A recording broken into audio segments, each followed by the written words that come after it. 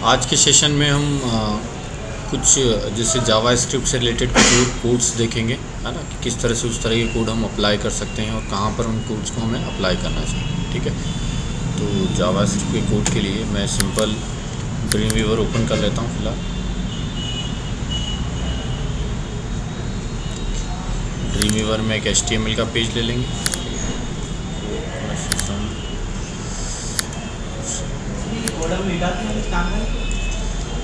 फिलहाल इसको रिमूव किया, सेव करेंगे तो वही जावा स्क्रिप्ट सैम्पल कोड नाम का फोल्डर है, इसमें हम इसको सेव कर देते हैं। सपोज न्यूमेरिक वैलिडेशन JS, है ना, तो सेव कर दिया। ठीक है, अब सपोज यहाँ पर मैंने एक इनपुट टाइप टेक्स्ट लिया, ठीक है, और नेम और आईडी दे दिया हमने TXT, और सपोज एज करके हमने दे दिया, ठीक है, और एज को क्लोज कर दिया। इसके बाद एक इनपुट टाइप बटन और सबमिट वैल्यू इंटर, है ना, and ID equal to BTN enter कर दो। ठीक है, सिंपल इस पेज को आप रन करोगे,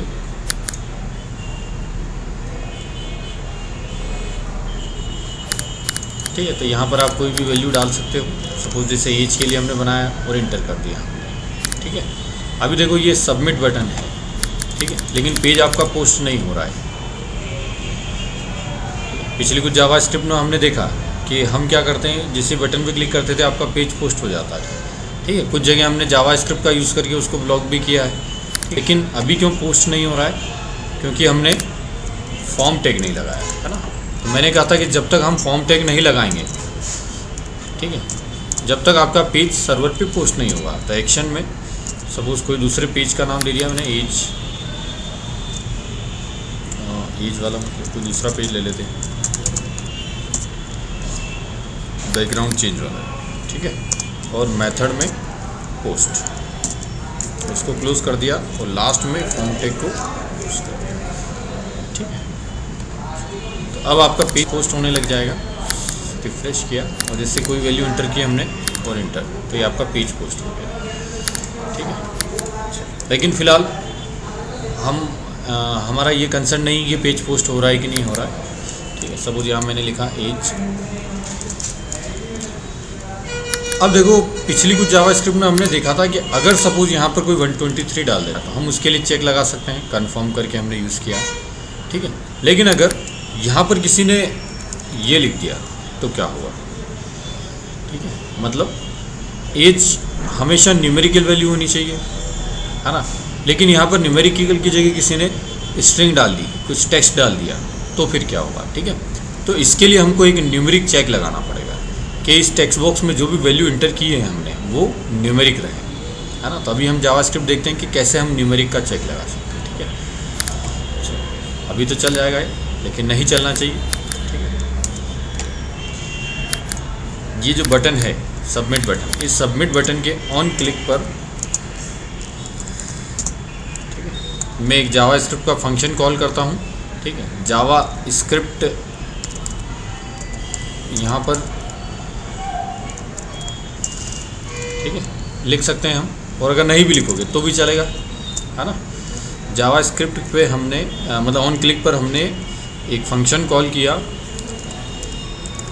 ठीक है, उसके लिए आगे रिटर्न कीवर्ड लिखा क्योंकि वो फंक्शन कुछ ना कुछ वैल्यू रिटर्न करने वाला है। चेक नाम से एक फंक्शन हमने कॉल कर दिया। ठीक है, नाउ हेड के अंदर जाके स्क्रिप्ट, अब स्क्रिप्ट में भी आप language equal to JavaScript, type equal to text slash JavaScript, और फिर स्क्रिप्ट को क्लोज कर दो, है ना। क्योंकि हमें एक फंक्शन बनाना है इसलिए हमने स्क्रिप्ट टैग को हेड में डाला है। ठीक है, फंक्शन बनाने का तरीका, फंक्शन कीवर्ड, फिर चेक की स्पेलिंग सुधार, चेक के बाद कर्ली ब्रेसेस लगाए ना। इसके बाद देखो, अब न्यूमेरिकल वैल्यू चेक करने के लिए हमको कुछ रेगुलर एक्सप्रेशन की ज़रूरत पड़ती है ना। एक्सप्रेशन, रेगुलर एक्सप्रेशन रहता है। ये रेगुलर एक्सप्रेशन एक तरह का सिंबॉलिक रिप्रेजेंटेशन है ना, किसी भी पैटर्न को चेक करने के लिए। ठीक है, तो पैटर्न का मतलब क्या रहता है कि जैसे न्यूमेरिकल वैल्यू है ना, तो न्यूमेरिकल मतलब उसमें नंबर्स ही आएंगे, ये एक पैटर्न हो गया। ठीक है, अगर मैं कहता हूँ मेल आईडी का एक पैटर्न होता है, तो उसका क्या पैटर्न होता है कि कुछ टेक्स्ट लिखा रहेगा है ना, मतलब कुछ भी, जैसे आपका मेल आईडी तो आपका नाम लिख दिया हमने। ठीक है, फिर @ आना चाहिए, फिर कुछ टेक्स्ट, फिर डॉट, फिर कुछ टेक्स्ट, कॉम, .in कुछ भी आ सकता है, लेकिन कुछ ना कुछ टेक्स्ट आएगा। ठीक है, मतलब टेक्स्ट, @ टेक्स्ट, डॉट और टेक्स्ट। ठीक है, तो ये उसका एक पैटर्न हो गया। तो इन पैटर्न को मैच करने के लिए एक लैंग्वेज रहती है जिसको हम रेगुलर एक्सप्रेशन कहते हैं। ठीक है, तो वहीं इसको ही आपको यूज़ करना पड़ेगा। तो ज़रूरी नहीं कि हम इस लैंग्वेज को भी सीखें, है ना। कुछ जनरल एक्सप्रेशंस रहते हैं, जैसे न्यूमेरिकल है, मेल आईडी के लिए है, तो इन एक्सप्रेशंस को आप जनरली आपको नेट से मिल जाएंगे, है ना। चाहो तो आप थोड़ा बहुत लिख के अपने पास कलेक्शन करके रख सकते हो, याद रख सकते हो थोड़े बहुत। ठीक है, और करके इसको रख सकते हो। ठीक है, देखो इसको कैसे कर दिया मैंने, एक वेरिएबल लिया है ना, और RE करके ले लेता हूँ, रेगुलर एक्सप्रेशन। ठीक है, या फिर इसको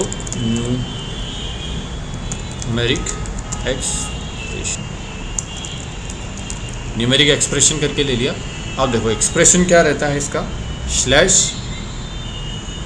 cap operator.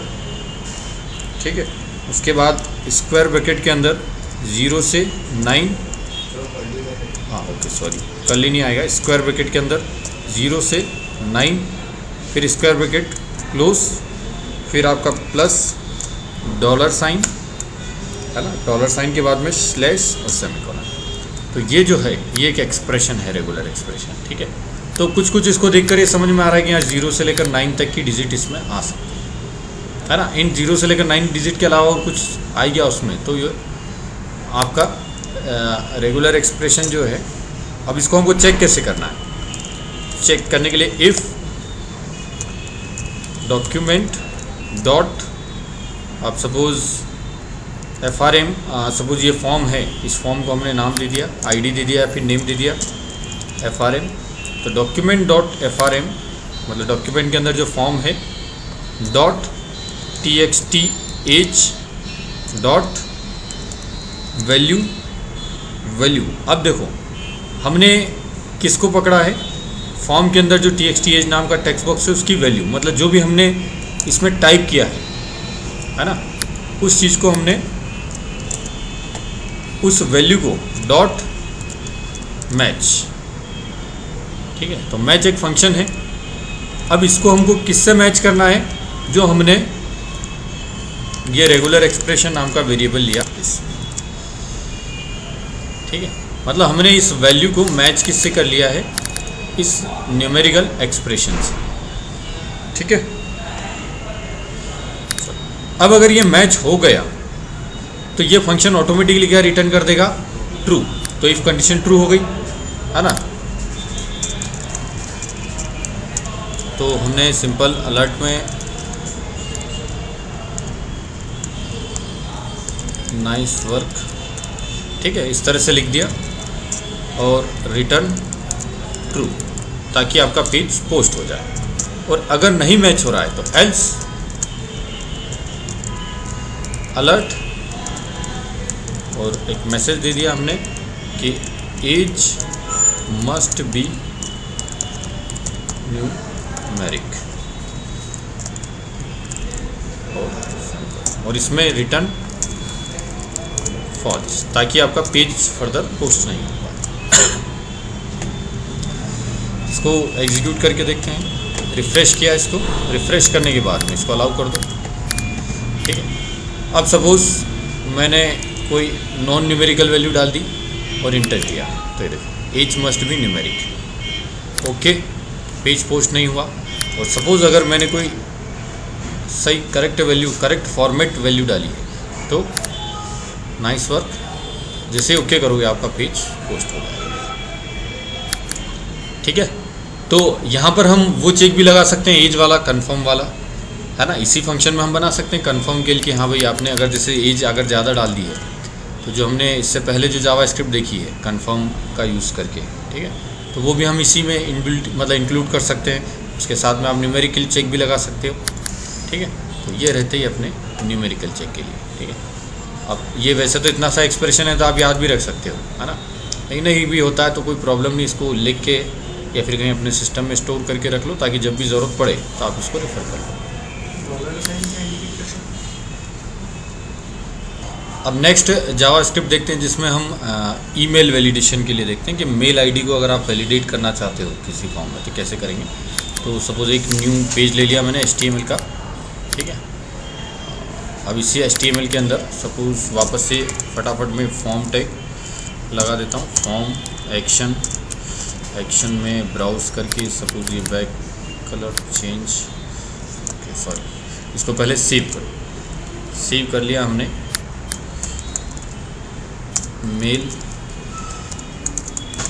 Validation JS save. ठीक है, अब सेव करने के बाद यहाँ ब्राउज़ किया, ब्राउज़ करने के बाद बैक कलर बैकग्राउंड चेंज वाला पेज ले लिया। Action method equal to post close form tag close, और फॉर्म टैग के अंदर हमने सपोज लिखा इंटर योर मेल आईडी, है ना। इस तरह से हमने लिख दिया और इसके आगे input type text ID TXT mail and close it, और input type submit name BTN submit दे दो, and value inter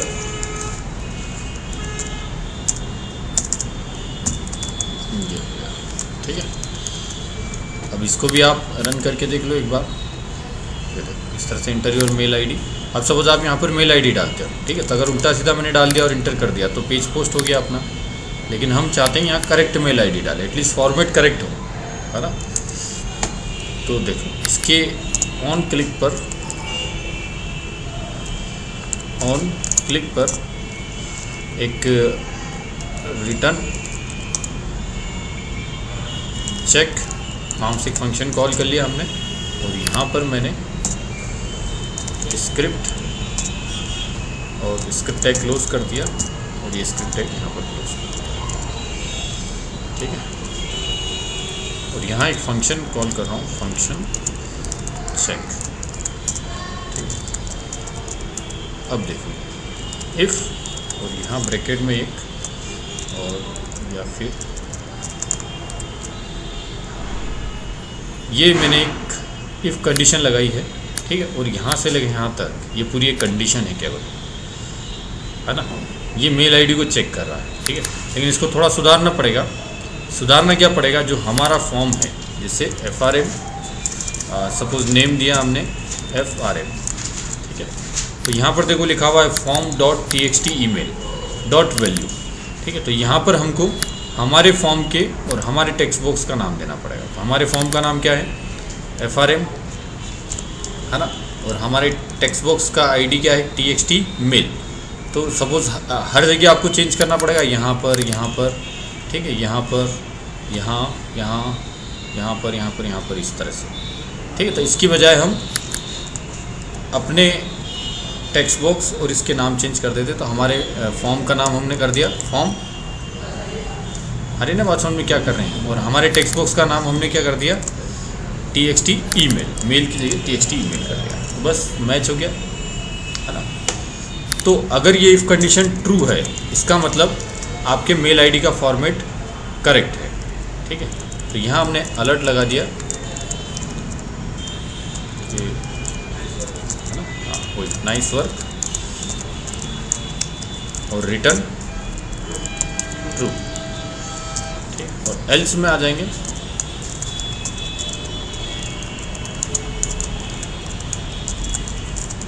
incorrect email format, ठीक है, और रिटर्न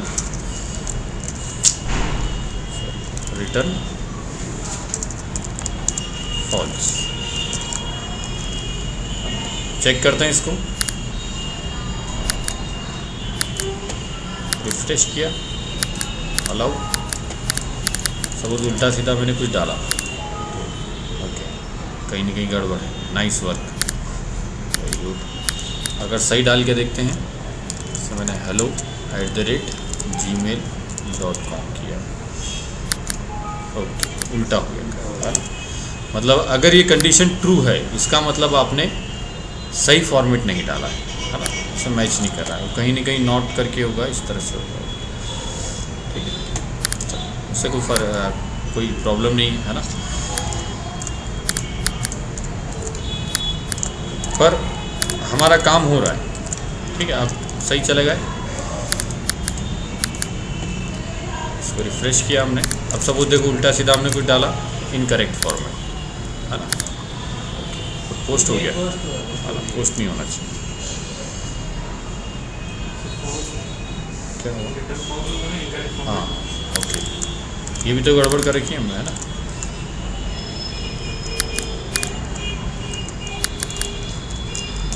फॉल्स, ठीक है,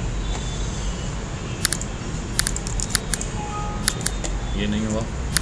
और अगर हमने सही लिख दिया hello@gmail.com, तो नाइस वर्क, ठीक है।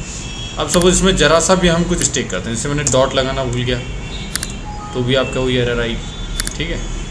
डॉट लगाया हमने, लेकिन आगे @ लगाना भूल गए, ठीक है, तो भी आप देखोगे तो एरर आएगी, ठीक है। मतलब मेल आईडी में कहीं पर भी हमने गड़बड़ की ज़रा सी फॉर्मेट में, तो वो आपका एरर देना शुरू कर देगा, ठीक है।